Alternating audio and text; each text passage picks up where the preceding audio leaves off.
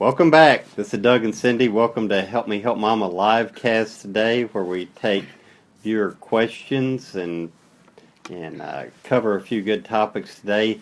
If you have questions about this topic we're talking about today or others in the past, please type them in the comments box below.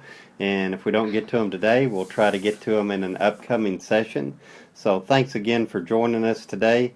Cindy, we're talking about a Bridge of Life plan today, and the three main elements of this is a life journey plan, a financial review, and a legal review. So tell us just a little bit about this, what we're going into today. Okay, so Friday we talked about, should I, as a caregiver, help my loved one do a Bridge of Life plan? And my answer is a resounding yes, because the last 30 years, what I have seen is our seniors will create an estate plan, which is the legal document, which is great, but that's all that they've done. So 10 years later, their adult children come in and say, Mama can't stay by herself anymore. What do we do? You know, I'm still working and all these things. So they didn't plan for what happens if their loved one becomes incapacitated. So that's what we're trying to help people do with the Bridge of Life plan, to coordinate their care journey plan, which is a written plan by your loved one that says, this is where I want to live, this is who I want around me, this is what I want my quality of life to be like. That is step one. You coordinate that with the legal documents so that if they lose their capacity, or when they lose their capacity, someone can step in and make financial decisions and healthcare decisions for them. You know, and so often, usually this is not done. Unfortunately, this is not done in advance, and only at the last minute sometimes does someone realize that, oh, we should have done some of this good stuff. So, and a lot of times at that point, the person has lost capacity, and the kids come in and say, well, you know, Mama talked about doing that, meant to do that, meant to get around to it, you know, and just never quite got it done. So if you're the senior watching this today and you haven't done it, may want to jot down a couple of notes. This is a time to get with your financial advisor, your elder law attorney, and some other folks that we'll talk about, like geriatric specialists or life care planner, that can help with some of these things, and not wait to the point where you lose capacity, because if you lose capacity, you forfeited the right to choose. You no longer have the ability to make decisions, and you're leaving all of these decisions that you should have made up to someone else, which means they may or may not be like you want. So if you're watching this, here's your chance. And if you're one of the kids watching this and your parents haven't done it, if they have capacity, it's time to take them to someone and help them get some of this done.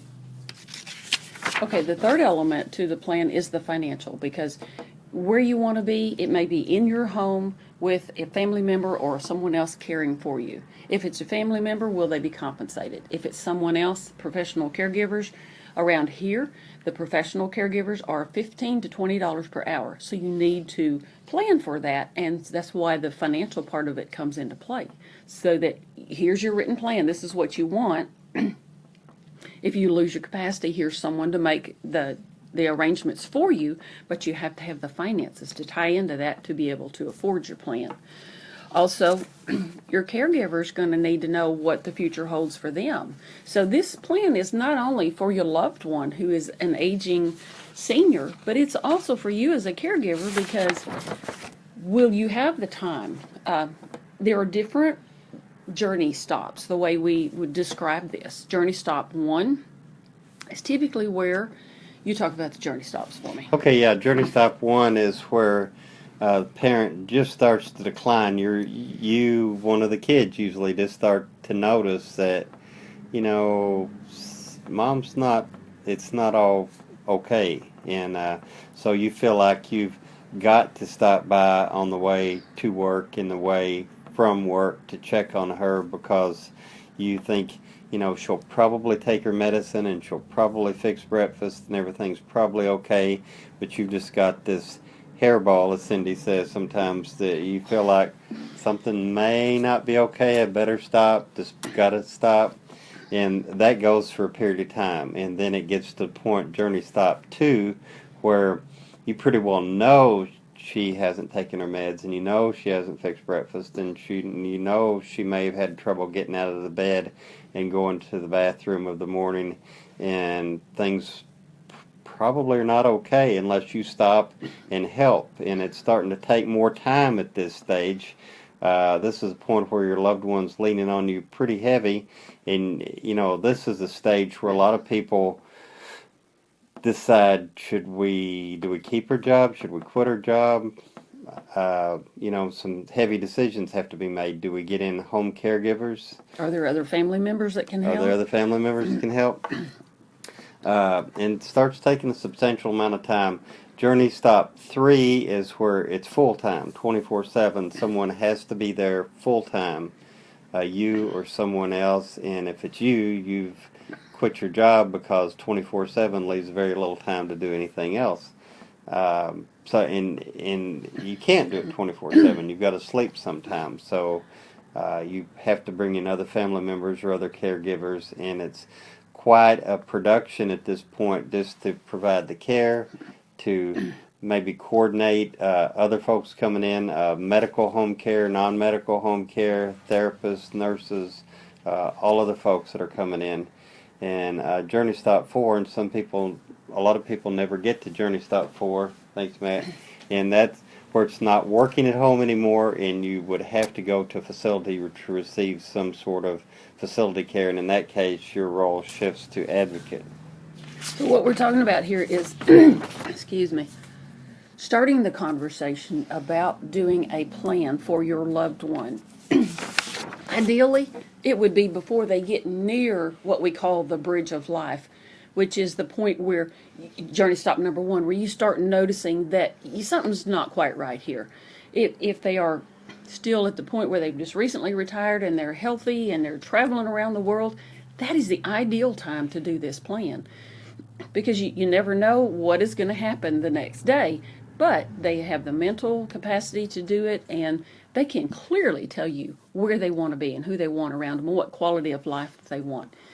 And I would approach this like this is not just for you, Mom and Dad, this is for me too, because if something happens to one or both of you, and I want to be your caregiver, but I want to know what you want. So in this plan, they detail where they want to be, who they want around them, and the things that make them comfortable and make them happy and sad, so that you can know this, and it's there in writing. So if something happens to you, the next secondary caregiver can step in and make sure that they still have a good quality of life. Okay, got a question from Patty here. Says, is there, and thanks for the question, Patty, is there compensation for spousal caregivers who are trying to work? Spousal caregivers. So this is not one of the kids. This is a spouse trying to both take care of his or her spouse at home and working outside the home. Obviously, whatever resources that you have are yours to use for whatever benefit or whatever purpose you want. But as far as outside assistance in our state, I don't know of any. I don't know of any outside assistance. Financial assistance, I guess, is what you're talking about. Exactly.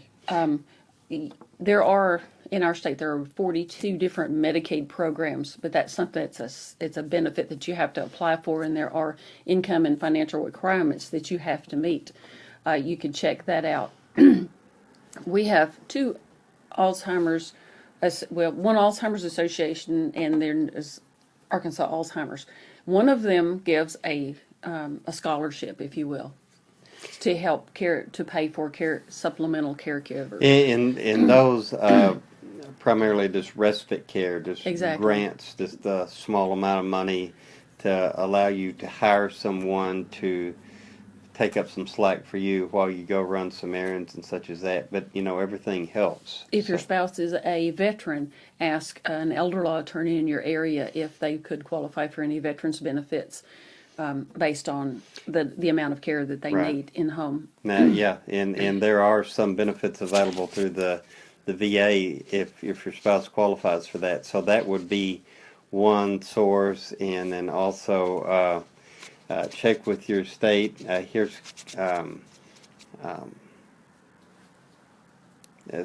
check with your state agency. Um, and see if they provide it. Like a lot of times, there's waiver services, and there is a little bit of money, like Cindy said, but you've got to qualify and sometimes go through specialized training. So check with that and see if that's available. Okay, so this brings to light, perfectly, the need to do planning like this. And if you're still working and you're caring for your spouse, I would assume that you're young like I am. So you need this. Seriously, you look at the need to plan. If you have financial resources, there are financial tools that you can use that can help increase your income in the event that you need care if you've had this financial product in place for at least 2 years. Now, I am not a financial expert. When we have clients that need this type of thing, we bring in the financial experts to help develop a plan so that the finances will be there in the future when you need this extra money to pay for the extra care. Okay, so going back to the plan, the best time, when's the best time to plant a tree if you want a 100-year-old oak tree in your backyard? Well, the best time to plant that would be 100 years ago. What's the second best time? Today. So if you haven't already done a plan, I would suggest that you start on it today. And that may mean just starting the conversation with your loved one. And again, Friday we talked about all the emotions that can come up, because this is not planning for death. This is planning for life. This is planning for you to be able to be their caregiver, to be able to take time off of work or to retire early or to get through your working career and retire before they need care, and to have the money there and to have the legal documents in place. So it is planning for you as much as for them so that you can be their caregiver at journey stop 1, 2, 3, or become their advocate at journey stop number 4. At journey stop number 4, you are their eyes, their ears, and their voice. You are ensuring their quality of life. You know that planning is important for you and for your loved one. So start that conversation off easy. Deal with the emotions that are going to come up, and then walk them through the journey stops that we've discussed. If you don't have these checklists, download them so that you'll have something to talk to them about. Put yourself in your loved one's shoes. I did this and I thought, I'm going to be talking about dying. Well, had someone tell me the other day they wanted to write their own obituary and they wanted to plan their own funeral. I feel the same way. I want my funeral to be a celebration of life. I don't want it to be a bunch of, wailing and gnashing of the teeth. Let's celebrate, because life is great. You're going to be talking about dying. You're going to be talking about losing memory. They're going to think you're going to be talking about them losing all their friends. That happens. It's a natural part of life. But the plan is, if they can be where they want to be, they'll be near their friends, so they can have the quality of life that they want. And we're going to talk about end-of-life issues in an upcoming edition of LiveCast, so make sure and join us again for that. We are about out of time today, but we thank you for joining us today. Thanks for your input, Patty, and your question. I know most of you actually watch this later in the day because you're working right now. So if you have questions or comments, please add them tonight when you get a chance to review this. Share it with someone that you think would benefit from it. And we appreciate your comments on our Facebook page and your encouragement and tips for other family caregivers who are doing the same thing that you're doing. And I know they appreciate that too. Cindy mentioned the Journey Stop checklist. If you go to our Facebook page and look at the top, there's a button, blue button that says sign up now. And you can click on that and go to see the Journey Stop checklist and download the one that's applicable to your loved one, the checklist, the same checklist Cindy was talking about a minute ago. So go ahead and do that and get your checklist. Hopefully that'll be of a benefit to you. Thanks again for watching, and we'll see you on the next edition of Help Me Help Mama LiveCast. Have a great day. Thank you.